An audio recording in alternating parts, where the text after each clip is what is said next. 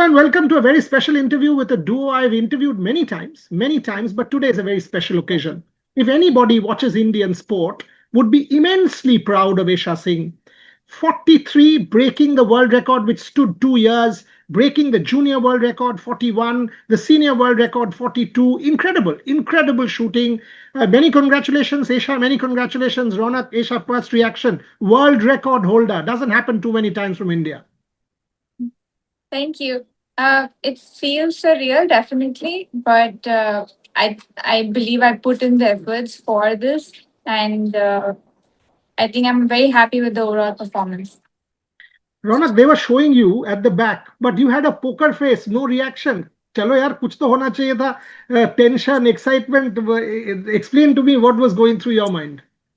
So see, my funda is very clear that till we don't finish the job, we stay focused on the job, and celebration and emotions can come later because the whole point in shooting is to be able to just focus on the job and suppress your emotions. So if the coach can't do it well enough, what is the athlete going to be able to do?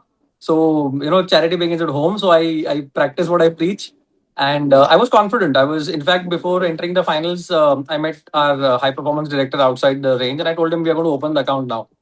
So and yeah, so I think it was just the confidence and assurance and belief in Isha. That was actually my next question. That yesterday wasn't the best day. Even today morning in the 50-meter 3P wasn't the best day. Isha, did you feel pressure at any point in time because you were leading the final? Obviously, as athletes, we start feeling the pressure from outside. But were you feeling the pressure at any point? And how do you kind of deal with the expectations that okay, I'm nearing a world record, it can happen? How do you deal with such situations? So I think our team does a good job by protecting us. I wasn't aware of these expectations, but my head was always in my game. I just focus on what I have to do. I do have the outcome somewhere in the back of my head telling me like, oh, I need to win. I want to win. It's my third time here. But that won't happen if you just keep thinking about it. You have to put in the work by focusing again like on yourself and just introspecting and analyzing what you have to do and what were the mistakes in the past. So experience definitely was a big factor in this. I know the range, I know how it looks, I know what it feels like, and I know this is one of the loudest ones here. So knowing that helped, and I just focused on what I have to do.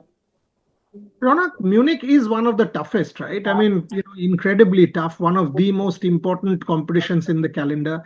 And I think the commentator was talking about excessive heat. I mean, I'm in the UK at this point, and it's unbelievably hot. I mean, these Yeah. fellows don't even know there's no fan, no aircon. So it's genuinely problematic. Uh, Thoughts on Munich and how do you deal with these kind of conditions because which you can't control? So see, Munich is the ultimate mirror, I would say. Munich tells you where you stand in terms of your performance in the world. And when we come to Munich, we are aware of this fact, and that is what we prepare for. But whether it's Munich, whether it's your trials back home, whether it's Olympic Games, the job is just to keep your head down and focus on the process and whatever challenges you face on the way, you learn to maneuver that. So, like for example, even today in qualification or in training, whenever Isha tells me that this is the problem I face because of which I made a mistake, um, we we don't try to stop the problem from coming. What we try to do is we try to learn how to navigate that problem because when you face problems, you are likely to face it again. You're a human being. Thoughts will come to your mind. You can't be putting in efforts on stopping the thoughts. What you got to put in the effort is how do you perform with those thoughts. So when we come to Munich, this is mainly our agenda, that we stay focused on our game in spite of all the noise around us and within us. And yeah, I think we've been here enough number of times and getting better. Isha, in India, we consume multidiscipline sport or multidiscipline games way more. I mean, and now that this world record has happened, clearly there will be a lot more media attention, lot of talk. There is the Asian Games in Japan in September. Whole country will be watching. How do you kind of prepare for such competitions? Because the Olympic Games, the Asian Games, these are absolutely imperative for us in India. In fact, I don't think many understand the gravity of a world championship, but they want an Asian Games medal. That's how we are, right? That's how we are in India. How do you kind of prepare for, high pressure competitions like an Asian Games or an Olympic Games? I think for me, I just keep reminding myself that I don't play for people or the hype. I play for myself. I took the sport because I enjoy it and I get a kick out of it. So again, I think these competitions, they're just the title and the name keeps changing. So if you feel like it's different, then you have to work mentally on yourself. Not there's nothing wrong with the game. You need to work on the mental aspect. That's what I think even we do, because the game is the same and it's a simple game. The problem is you have to execute it the right way. That's the whole point of our sport. Even though being simple, you just have to learn how to deal with pressure and execute what you're doing in training. But let me push you a bit. I had asked this question of Abhinav, and I said, how does an athlete forget that he or she is part of an Olympic Games or an Asian Games? And he said to me, it's impossible to forget because it's an Olympic Games. He said, look, the best thing for an athlete is to accept that, yes, this is the Olympic Games, because the moment you do that, that's how you kind of deal with pressure. Is that something you also do, that rather than kind of saying, it doesn't matter, I will accept that this is a high profile stage and people are watching? Is that what you do before I go to Ronak again? Yeah, I don't do the ignorance factor at all. I don't like, I think that's way more harder, like just ignoring, because you are in the village, you're going to the range, you're going to see Asian Games 2026, 2025, whatever that is, all around the place. You can't ignore that. So every time you do that, I would say that gets more tougher because you're going to see it again. And then you'll be like, oh no, wait, I'm not at this. So I think accepting and again reminding yourself, like it's just a title changing, like what you have to do is going to be the same thing. Ronak, over the years, she was always talented, right? I mean, and we know that. We've built, she was part of our conclave multiple times. We've seen in many competitions. But as coach, what is the evolution like? What is different compared to what it was? Because a world record is something special. It doesn't happen every day. I mean, this record, 2 years and more, it stood, right? So what is the difference in Esha Singh over the last year or so? So, I would call Isha a great athlete, but an even greater student. She listens. That's, I think that's her X factor. That she listens, she's humble, and she does as is told. So, what happens many a times when you try and share your experience with an athlete, but sometimes there's something stopping the athlete from making the small changes in mindset or technically. And but with Isha, that's not the case. And she's very open with what she feels, what's working for her, not working for her. So communication is fantastic. So over the years, Isha has matured amazingly well, as a very consistent athlete. So you don't see too many spikes, ups and downs with Isha. She's very, very consistent. She was very consistent with 10 meters. Now she's very consistent with 25 meters. And she's taken every challenge, every fall as a factor to be improved upon. Not as a this happened, today I didn't do well because this happened or because that happened. Today I didn't do well because I was not prepared for this. Sir, let's start preparing for this.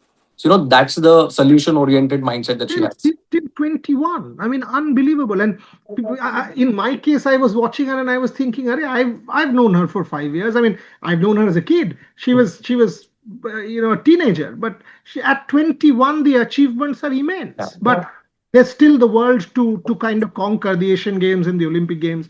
What's the way forward, Ronak? I mean, as coach, give me the next 5 6 months, because clearly the Asian Games will be the high point for this particular year.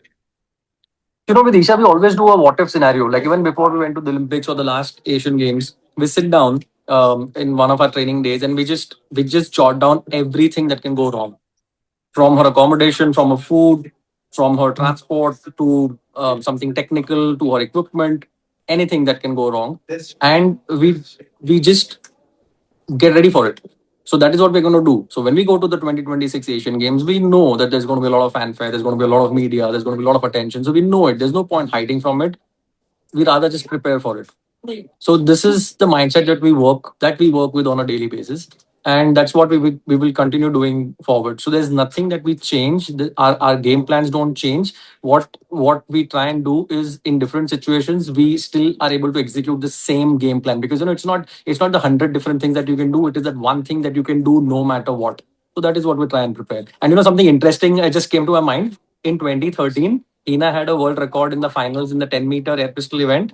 2026, Isha has a world record in the 25-meter event. So it just, for me, it just seems like, the world has come full circle, life has come full circle, sort of a thing. Yeah. Fantastic. So Isha, what's the plan? Is coach taking you somewhere? Special meal, special For celebration? me, Don't let him get away. Don't let him get away. He's got to take you to a Michelin star signature dining today. So Um, what's the plan? What's the plan? How will you celebrate? there's this one specific place I make sir take me every year because he introduced me to that place. It's this fondue place. You have like a huge bowl of cheese and you've got meat and you've got oil. And it's very interesting for me, but I really like it. so every time Isha does well, it's very expensive for me. So all I So we will have a say fondant. is keep doing this so that Ronak keeps spending some more money. He Okay. deserves to. And we will celebrate together. I mean, I look forward to catching up with you all Yeah. in Japan for sure, if not Yes. earlier. Otherwise, I'll You're definitely see actually you all at not the that Asian Games. far from us. Yeah. You're not that far from us. No, I'm not. I'm not. I've got to be in the Flying UK. tomorrow. Let's celebrate together. I'm actually going. I'm in this village Okay. called Burton on the Water. I'm going back to Oxford tomorrow. But Okay. had there been shooting at the Commonwealth Games, we would have, obviously Yes. met. But Yeah. definitely in Japan with the whole team. But more importantly, Isha, very proud. Thank In you so India, much. we don't get world champions. Having covered multi-sport, Olympic sport, having written for donkey's years, Ronak and I have been, I don't know Yeah. how many years we are friends for. Thank Very you. proud. Well done. Keep your head on the ground. And as I said, you're 21. God knows what you will end up with. Fingers crossed you Thank will you. be the best ever Indian athlete. Thank you very Thank much, Ronak. Thank you, Thank Esha. you. Thank you. Congratulations. Thank you. Thank you.